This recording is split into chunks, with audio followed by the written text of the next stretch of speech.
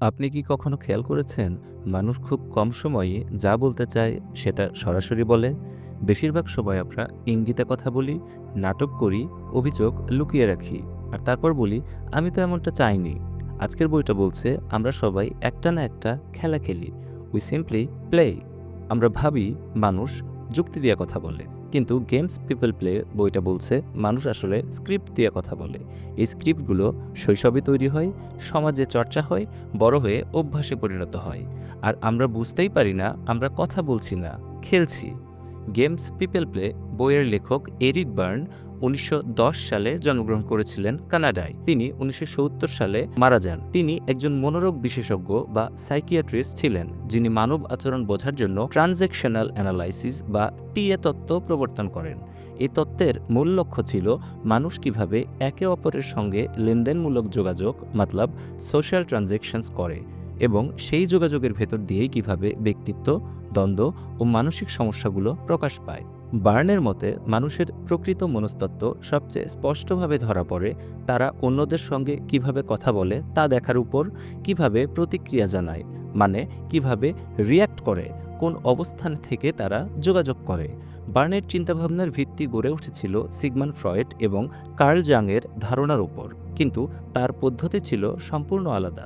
ফ্রয়েডীয় মনোচিকিৎসা, যেখানে মূলত টক থেরাপি বা কথা বলার মাধ্যমে রোগীর অবচেতন মন ও ব্যক্তিত্ব বিশ্লেষণ করত, সেখানে এরিক বার্ন মনে করতেন শুধু কথা বলাই যথেষ্ট নয়। এই কারণেই ট্রানজ্যাকশনাল অ্যানালাইসিস বা টিএ তত্ত্ব আজও মনোবিজ্ঞান, কাউন্সেলিং, সম্পর্ক বিশ্লেষণ, এমনকি সংগঠন ও নেতৃত্ব উন্নয়নেও ব্যাপকভাবে ব্যবহৃত হয়। এরিক বার্ন মানুষের যোগাযোগকে তিনটি মানসিক অবস্থায় ভাগ করেন: প্যারেন্ট, অ্যাডাল্ট এবং চাইল্ড। প্যারেন্টরা সাধারণত নির্দেশ দেন, বিচার মানেন এবং নীতির পরিবর্তন করেন। আর অ্যাডাল্ট তারা হয় মূলত যুক্তি, তথ্য এবং বাস্তবতা ভিত্তিক। অপরদিকে যারা চাইল্ড মানে শিশু, তারা সাধারণত আবেগ, ভয় এবং চাওয়া এই তিনের মধ্যেই সীমাবদ্ধ থাকেন। সমস্যা তখনই হয় যখন অ্যাডাল্ট টু অ্যাডাল্ট কথা না হয়ে প্যারেন্ট টু চাইল্ড খেলা শুরু হয়, অর্থাৎ মাঝখানে একটা জেনারেশন গ্যাপ তৈরি হয়। আর এটাই সামাজিক গ্যাঞ্জামের অন্যতম কারণ। Idea block ১, why we play games. আমরা খেলা খেলি কেন? কারণ সরাসরি কথা বলা ঝুঁকিপূর্ণ। সরাসরি বললে প্রত্যাখ্যাত হতে পারি, দ্য ফিয়ার অফ ডিনায়াল। দুর্বল দেখাতে পারি, সম্পর্ক ভেঙে যেতে পারে। খেলা খেললেই দায় নেই, অজুহাত আছে। খেলা আমাদের আবেগগত নিরাপত্তা দেয়, ইমোশনাল সিকিউরিটি এনশিওর করে আমাদের জীবনে। কিন্তু এই নিরাপত্তার দাম আছে। Everything has a price. Idea block 2, common games. কিছু পরিচিত খেলা হলো হ্যাঁ, কিন্তু, যদি, দেখি, এই ধরনের কথা। আপনি সমাধান দেন, সে বলে হ্যাঁ ঠিক আছে, কিন্তু আসলে সমাধান চাওয়া হয়নি, চাওয়া হয়েছে খেলা। Just play the game with everyone around you. দেখো তুমি এটা কি করলে, এই টাইপ কথা বলে নিজের দায়িত্ব অন্যের ঘাড়ে চাপানো যায়। আমি শুধু সাহায্য করতে চেয়েছিলাম, কিন্তু ভেতরে কন্ট্রোল করা বা নিয়ন্ত্রণের ইচ্ছা, বাইরে সিম্প্যাথি মতলব সহানুভূতির মুখোশ। এগুলো কথোপকথন না, এগুলো মানসিক লেনদেন। আমরা এভাবেই সমাজে সামাজিক জীব হিসেবে বেড়ে উঠি। এশিয়া, ইউরোপ, আফ্রিকা, আমেরিকা সব জায়গার মানুষ একই খেলাই খেলে, শুধু সামাজিক কাঠামো আলাদা।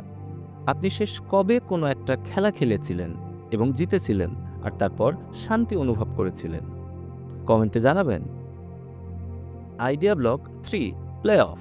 প্রতিটা খেলায় একটা পুরস্কার আছে। খেলা মানুষকে দেয় নৈতিক উচ্চতা, আত্মদয়া এবং পরিচিত কষ্ট। হ্যাঁ, মানুষ নতুন সুখের চেয়ে পরিচিত কষ্ট বেশি পছন্দ করে, কারণ পরিচিত কষ্টে আমরা জানি কিভাবে বাঁচতে হয়। Idea block 4, life scripts. আমরা শুধু খেলা খেলি না, জীবনে অভিনয়ও করি।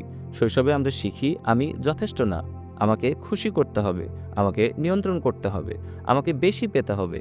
সেটা টাকা পয়সা, সম্মান, যে কোনো কিছুই হতে পারে। এরিক বার্ন বলেছেন এই বিশ্বাস থেকেই তৈরি হয় লাইফ স্ক্রিপ্ট। তারপর বড় হয়ে আমরা একই ধরনের মানুষ বেছে নিই, একই ধরনের সমস্যা তৈরি করি, না জেনে না পরিচিত গল্পটাকেই আবার লিখি। Hard truth zone. খেলা বন্ধ করা মানে একা হওয়া। খেলা বন্ধ করলে আপনি আর প্রেডিক্টেবল থাকেন না, মানুষ অস্বস্তি বোধ করে, সম্পর্ক বদলে যায়। এ কারণেই খেলা বুঝলেও অনেকেই খেলাই চালিয়ে যায়। এরিক বার্নের সমাধান সহজ। তিনি বলেছেন অ্যাডাল্ট হয়ে কথা বলো, মানে অভিযোগ নয়, নাটক নয়, ইঙ্গিত নয়। তুমি সরাসরি বলো আমি এটা চাই, আমি এটা পারছি না, আমি এটা মানতে রাজি না। এটা বলা কঠিন, কিন্তু এটাই খেলা বন্ধের একমাত্র উপায়। Be direct on whatever you সে। এরিক বার্নের বই আমাদের শেখায় মানুষ খারাপ না, মানুষ ভীত। আর ভয়ের ভাষাই হয় খেলা। প্রজ্ঞা শুরু হয় তখন যখন আমরা খেলা চিনে ফেলি আর নিজের স্ক্রিপ্ট নিজে লিখতে শুরু করি। যদি এই ভিডিওটা আপনাকে নিজের কথোপকথনগুলো নিয়ে ভাবায়, লাইক দিন। আর মানুষের মন, সম্পর্ক আর সমাজ নিয়ে এমন ভিডিও পেতে সাবস্ক্রাইব করুন।